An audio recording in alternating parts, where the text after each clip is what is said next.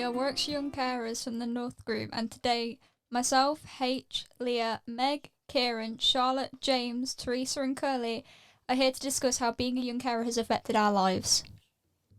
I want to just start off with asking all of our young carers today, did we all know that we were young carers before being registered as a young carer? I think being a young carer and going through school has always been quite stigmatised. So when you hear assemblies and stuff and you hear teachers talking about it, you don't feel like it applies to you until you're put into a situation where you're referred and you go through all the processes of being like signing all these forms and everything. And also, like, from my own experience, going through systems of appeals, I had it denied a lot because my care involves towards my grandfather, and because he's not my main like caregiver, well, he shouldn't be my main caregiver. It's a weird dynamic. I wasn't deemed a young carer, and I lost quite a lot of opportunities through high school and stuff like that because of that. I think young carers probably don't realise that they're doing the responsibilities on a day-to-day basis because it's just part of their normal day-to-day life.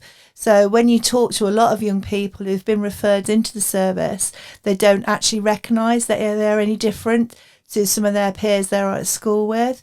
So if you go through the daily routine, which is what we do during assemblies, and you go through from the actions of getting up to going to bed, when you look at what a young carer achieves during that time, so it could be that they're up at 7:30 in the morning and they have to make their brothers and sisters their lunch boxes. They may have to find some medication for their parents, and then they may have to help getting their younger brothers and sisters ready for school.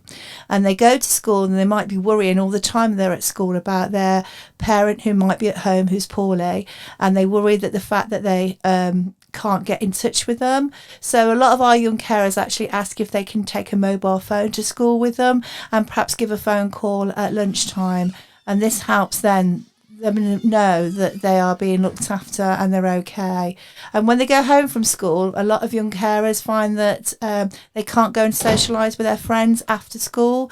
They can't go to after school clubs. So coming to groups once a fortnight is really important to them because it's their respite for 2 hours and time to meet other young carers and to talk about their experiences with people who've had the same experiences as them.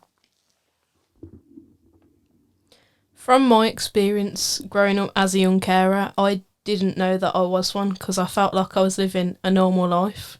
Like, as a young child, you don't really talk about what you do.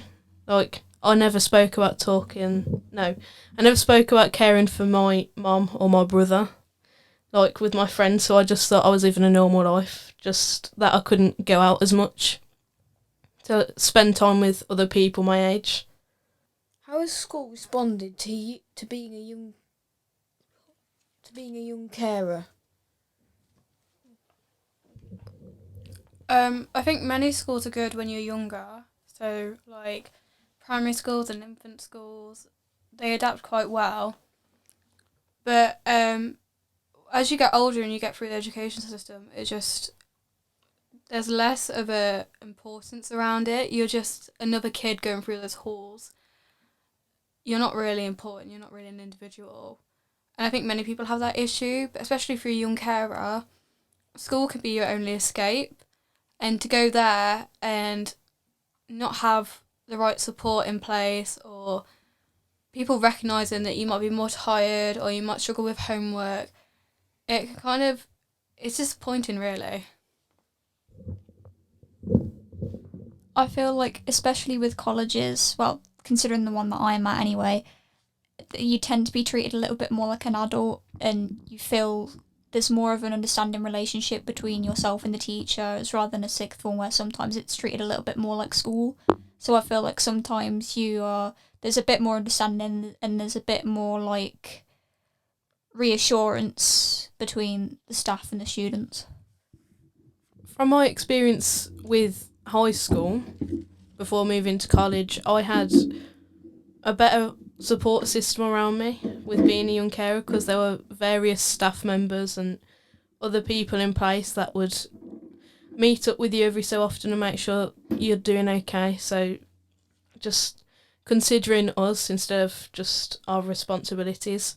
But moving on to college, I haven't really had that.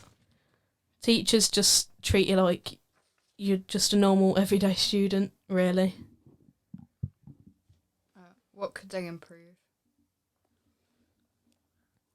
I think they could just improve, like, making other people aware that we are carers and allowing us to have more time to get working, or understanding why we can be late and stuff. Because I have been late to, like, high school in the past, and people would just say, well, teachers would say, wake up earlier, but it's not waking up earlier, it's trying to get all your responsibilities done, like preparing breakfasts or medications, or trying to focus on other people rather than yourself.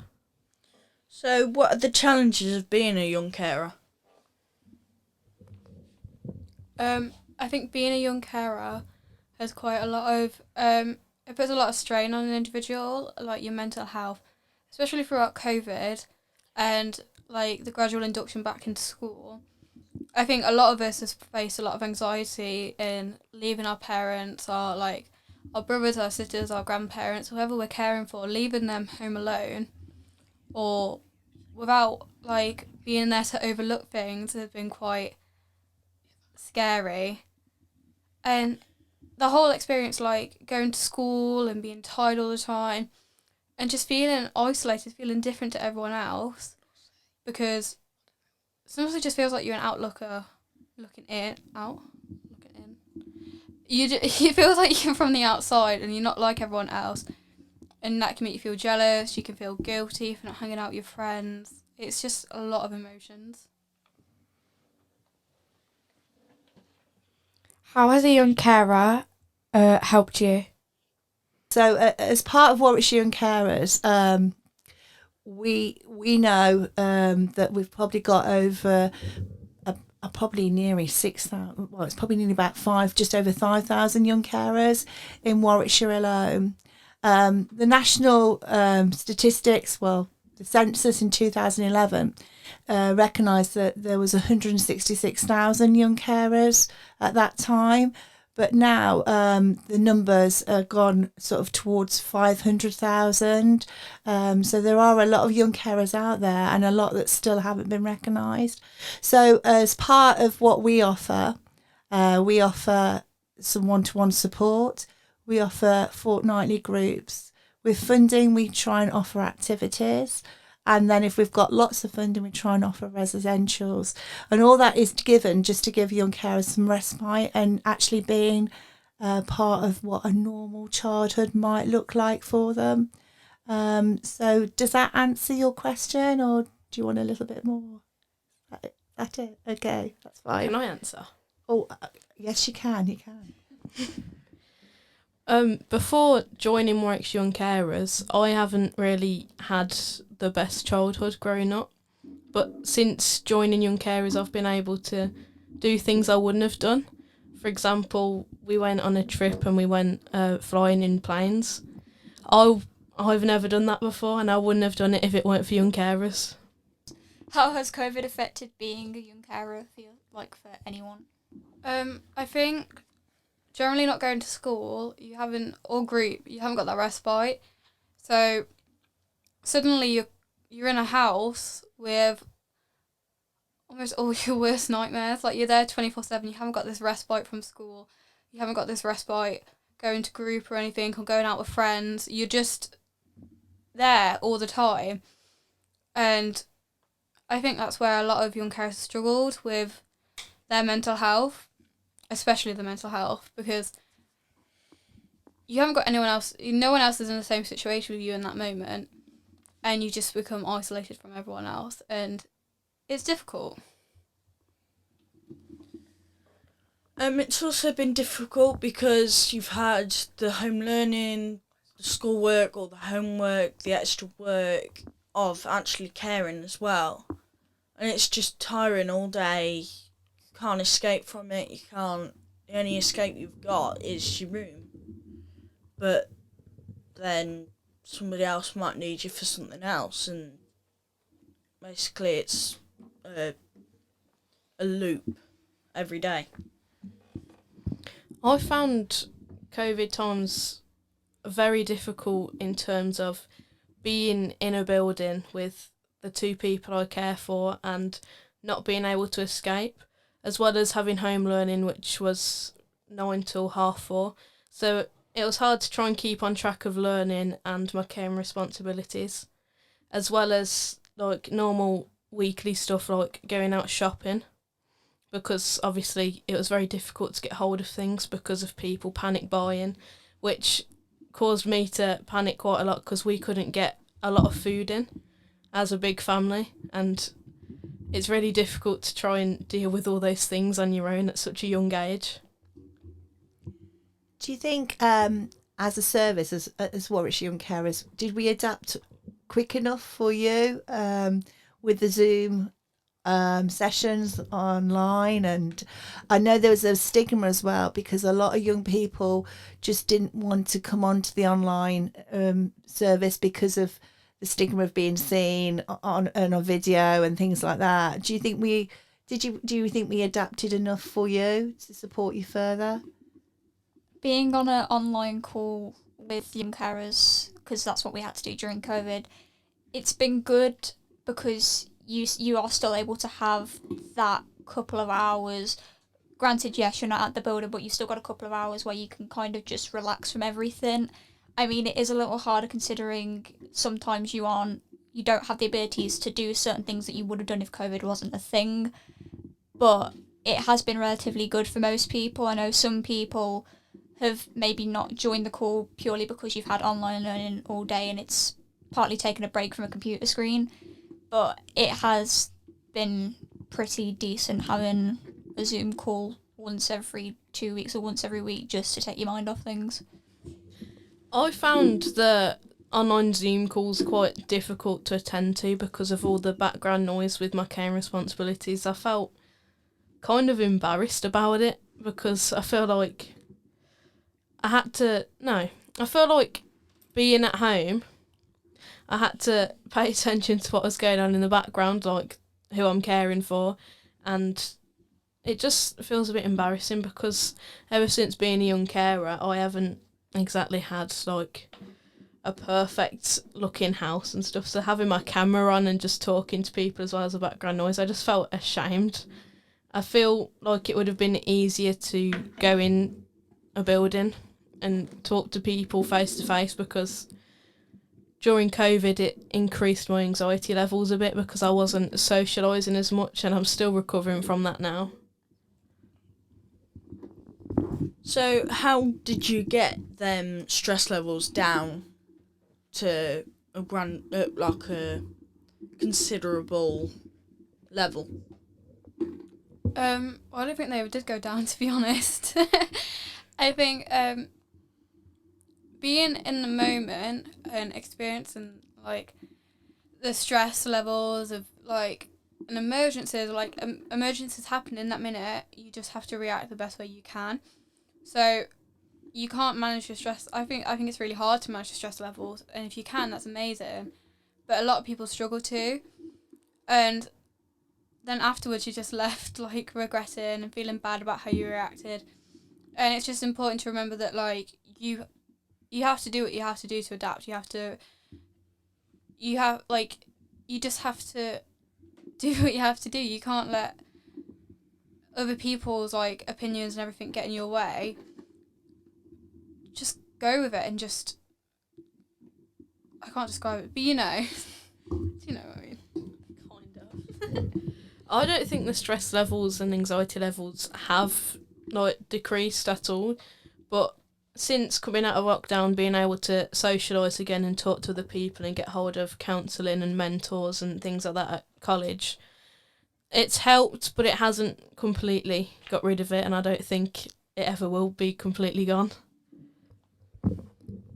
The way I see it in a way is that everyone's kind of taken a hit from a lockdown, especially the young carers with extra added stress that they've had. It's hard to speak to other people sometimes because everyone's been affected by it and everyone's trying to keep everybody's morals up, like everybody's positivity up, and it's really hard to talk about issues when I don't want to say that everyone's going through the same boat, but some of us have similar issues that we're trying to combat, and it's sometimes hard to speak about it. I'd say the stress, if anything, it's kind of increased in a way, because now the people that I care for are more anxious than ever about catching COVID. And I'm still really anxious about catching COVID, even though we are allowed to socialise now. And it's scary sometimes. I think with being a young carer, a lot of the people, like these young people we care for, are high risk for COVID, and that's a lot of stressful, especially at the start of the pandemic, where there's a lot of controversy and a lot of confusion over what was happening. That period of time really confused people. Like, I remember just before the first lockdown at group, I remember sitting there and waiting for our phones to go off saying we're off school, because everyone was anxious and scared and nervous about our GCSEs and our exams and what's going to happen when we go home and how we're going to work through this. And it just became overriding for such a long time. And now, like, 2 years, 3 years, a year, however long later, and how long this is going to last, we're still going to have those worries about COVID and about being high risk.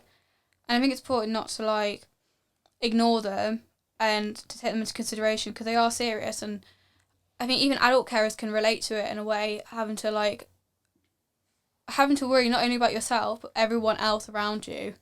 At school, if someone coughs, you've got to be careful. If someone's saying, like, if someone's wheezing, or they don't look very well in the, like, supermarket, you've got to stay away, take a step back, wear your mask more often. And it's getting rid of our sense of normality. Like, we can't just be normal teenagers or children, and it's not really fair. So how was the stress when you had caring and your work to do? A nightmare. So as an adult carer, I can relate to what you've said as young carers about the worry about coming out of the situation we're in now and the lifting of restrictions. And obviously, I know some of you, like myself, care for someone who's extremely clinically vulnerable, and how we're going to manage making sure that we stay safe, to make sure they stay safe, because at the moment there's been restrictions put in that can help us through that. But obviously, it's just finding a way of making sure that normality can come back, but keep everyone safe that still has to make sure that their caring responsibilities, plus their working responsibilities, plus their normality is managed.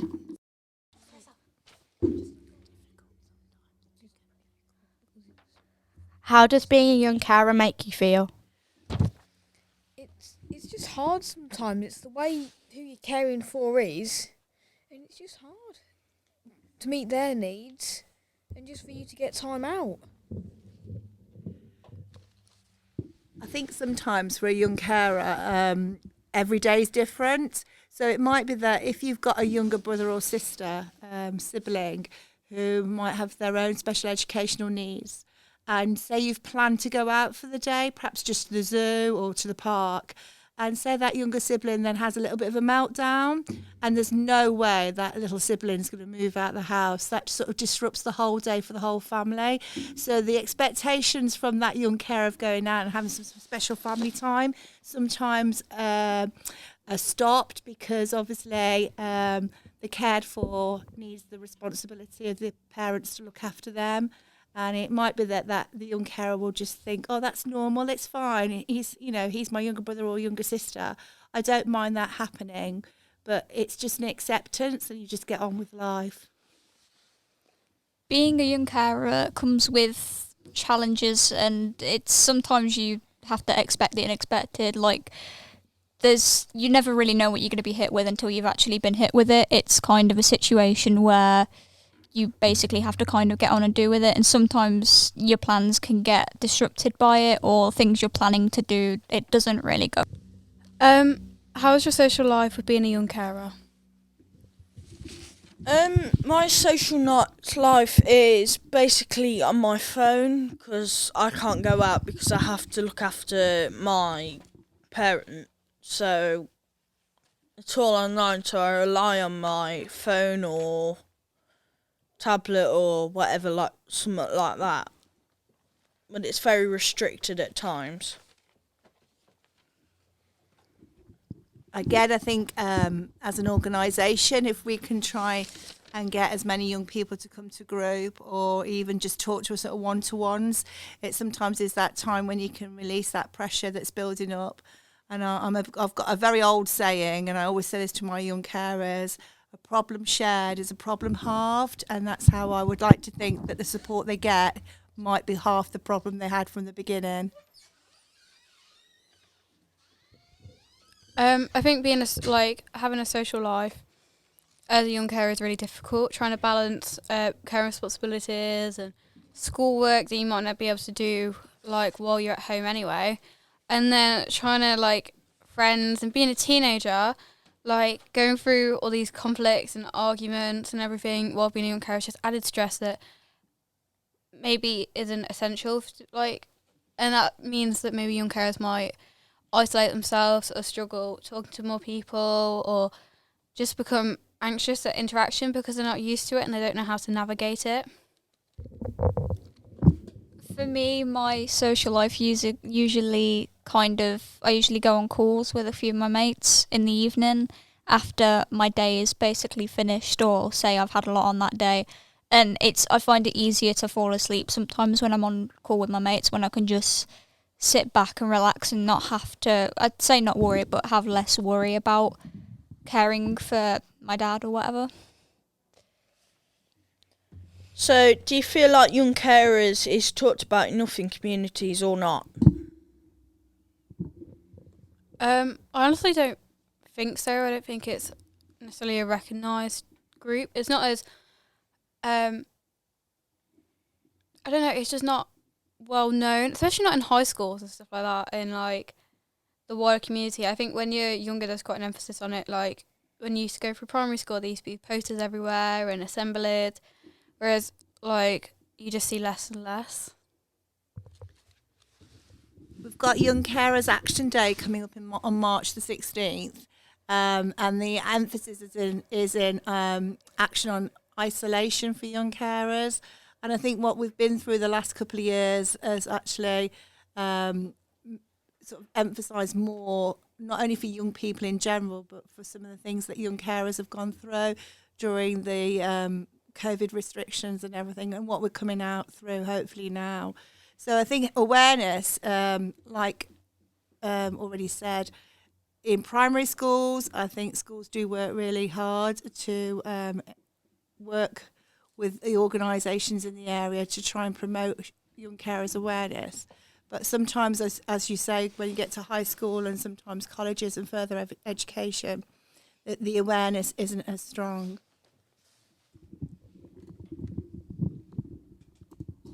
I think further, when the younger you are, the more things there are than you know. I've never had an assembly about it, and anyone if I talk to anyone, it's just everyone just kind of looks at you like you're a bit weird. You're someone completely different. You are different, but not in a massive way. I don't think. Yeah. I don't think young carers are being made aware of enough, because I've had someone come up to me in the past saying, how can you be a young carer? How can you be a carer because you're only a young person? And it's quite difficult to answer those questions, really, when it's hard to talk about your caring responsibilities. How does being a young carer affect your mental health?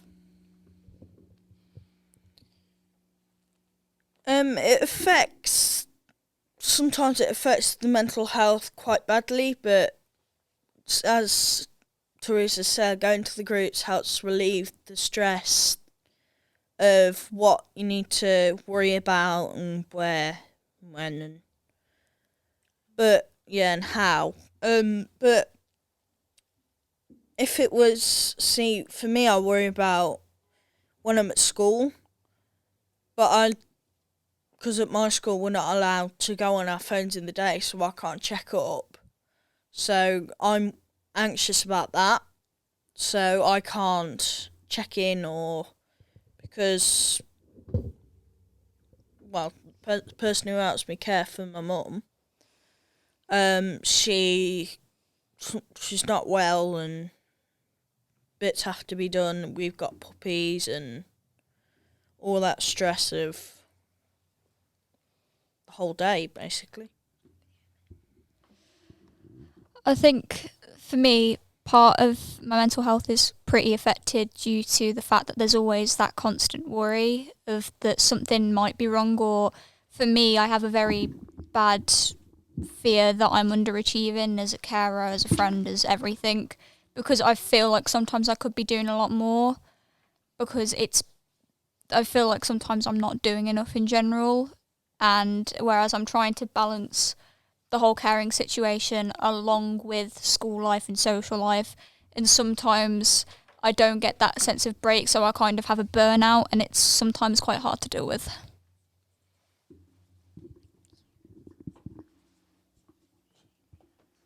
So, what are the benefits of being part of Warwickshire Young Carers?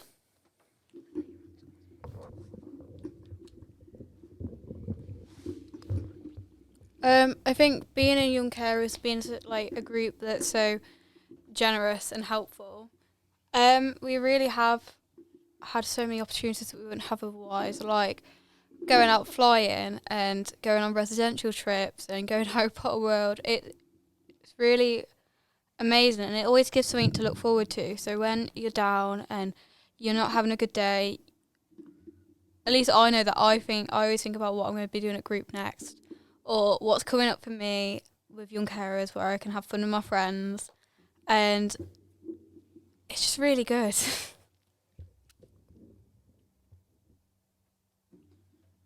So does that help relieve the stress of the worry, or what does it do for you?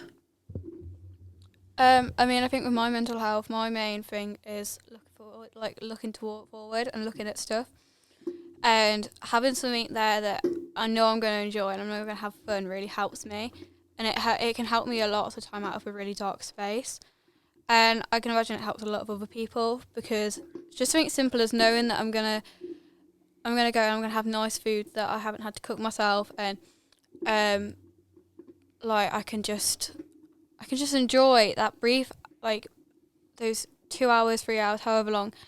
I can just enjoy those moments and be a normal teenager without having to worry about like my mum or my granddad or my dad. I'm just normal. As a service, what do you think we could improve on? You know, as an organisation, as a charity, what do you think we could improve on by supporting you further? Is there anything that you think that we're missing out on that we should be doing or we could improve on?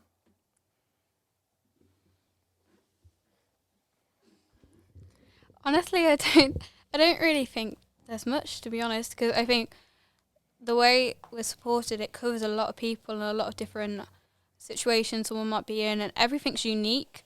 So, like, support workers and everything, and social workers and everything are there, and they're there for like the family element of it. But Young Carers and the charity itself is there for the actual kid, and it's nice knowing that someone's listening to me and paying attention to me and what I want and what I think, rather than me having to look after everyone else. So when you're at the groups, what do you feel like? What does it feel like for you?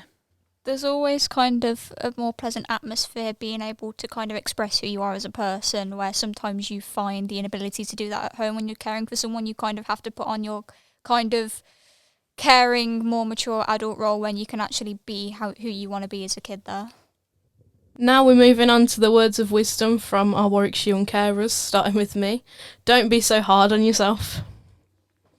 However hard life gets, you can do it. Just speak to someone, speak to school, speak to your family, just tell them how you're feeling, and you can work it out together. Just keep calm and carry on.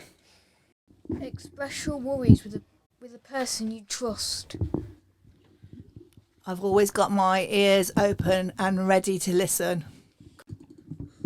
I found that like if you can just try and like prep everything the night before, because then it's just a lot smoother in the mornings to get everything done. I have two. There's one of them which is essentially the longer you hold the cup of water, the more your arm starts to hurt, which is essentially just to stop worrying so much about the things that aren't really important and the small things that you can't really change. There's also one that my mate told me, which is the arrow has to be shot back before it's pulled back before it's shot forward, so you might have to take a step back before you get to where you want to be. And our next guest is Nicki from Libraries Alive. Hello. I wanted to ask you all a question. So thank you for coming to the library today, and you're so welcome at the library. And I know that one of the things that the library does for carers is that we extend your borrow. If you borrow a book, you don't have to bring it back as quickly as everybody else. But I'd like to know from you, what do you think libraries and public spaces could do to make you feel more welcome, or to bend the rules or change the rules so that things are more flexible for you in your lives, and that making spaces like this a bit more open and accessible for you to use? I think in general it's quite hard to access a library if you don't live near one. If you haven't got one close by, it's quite difficult to like get there, especially if you haven't got any means of transport. But I think libraries would be a really good place to provide like a solace and kind of a calm from perhaps like a busy household. So I do think they could be quite useful. I'd say maybe in case, like, say a library is loud one day for whatever reason, if it's quite busy, maybe perhaps either finding a designated area or maybe a kind of smaller room that's supervised, just to give carers a bit more quiet space so that they could just focus and just be calm and not have and homework, just to like help do homework and things.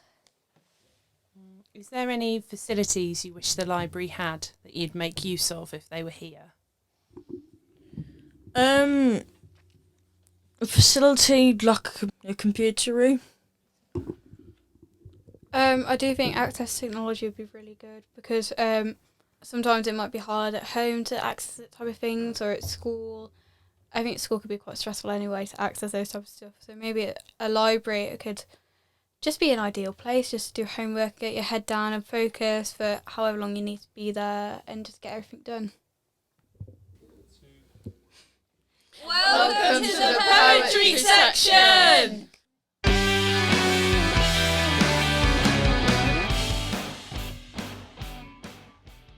My name is Adam. Here is my poem about friendship. Friendship is an unbreakable link between two or more friends that has a sense of warmth, like a base layer that keeps us warm in colder months, that pose a challenge like relationships do. When a motorbike with a sidecar comes whizzing by the place, it reminds me of a bond, friendship, and relationship. The links it brings are so much joy to all of us that are related as one. On a warmer day that welcomes us as one, that comes with a breeze dragging sunshine, that brings more heartstrings from the heart. Like when you first date, friendship is a continuous cycle that is very unbreakable unless sometimes drastically goes wrong, but nothing will stop any of us from doing anything that we don't enjoy as one. That is it.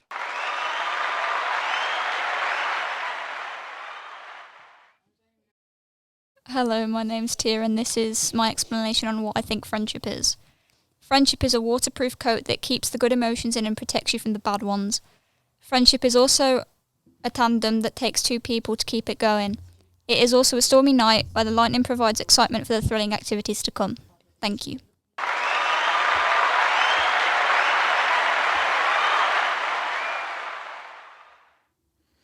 I'm H, and this is my poem of what friendship is, in my opinion.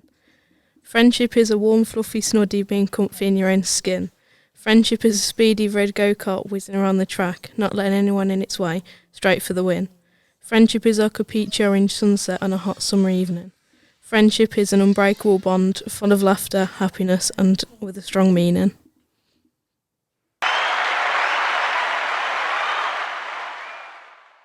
Hello, my name is Leah, and this is my poem on friendship. Friendship is when you are in a good relationship with a person and you may fall out with them. Friendship is a black bike as the tyres easily burst. Friendship is midday as it can be light and dark, resembling the good and bad times.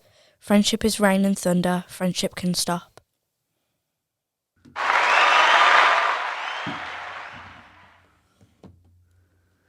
Hi, I'm Charlotte. Friendship is a boiling cup of tea. Friendship is a cold winter evening.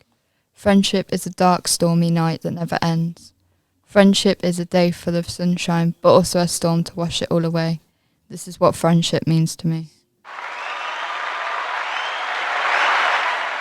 Hello, my name is James and this is my idea on friendship. Friendship is like an Aston Martin V12 Vantage F1 edition riding into a morning sunrise.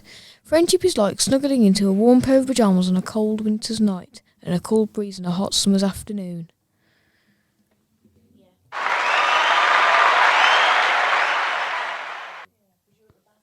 Hi, my name is Megan. This is my poem about friendship.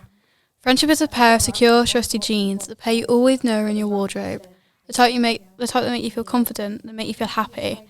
Friendship is one of those beach buggers you go on at Butlins, the ones that take ages to pedal and infinite amounts of sweat, but make you feel successful when you finally get to your destination. Friendship is that point in the day where the sun just begins to set, where you gather your stuff to go home, say goodbye, and full knowledge that you'll see them again. Friendship is those stormy days when you're snuggled and warm, where you're wrapped in a blanket and sipping a hot drink, where you're locked away from all the chaos outside, where you are safe. And most importantly, friendship is growth and death, like flowers in a garden. We live, we grow, and eventually we grow apart. Because friendship, like everything else, is fleeting. Hello, my name's Kieran and this is my poem about friendship. Friendship is a soft jumper. If friendship was a vehicle, it would be a blue Lamborghini Aventador. Friendship would be in the middle of the night because everything is peaceful, quiet and dark. If friendship was a kind of weather, it would be snowing because of the tranquility of the snow that is falling. Friendship is the side of love, hate and what lies in between the middle of life and what is worth. This is what friendship means to me, certainly, but others may disagree. Friendship doesn't have to be separated or undiverse. This doesn't change the meaning of life, but the quality as well. Down that hard road, some relationships and lasting experience that have come and may have to come.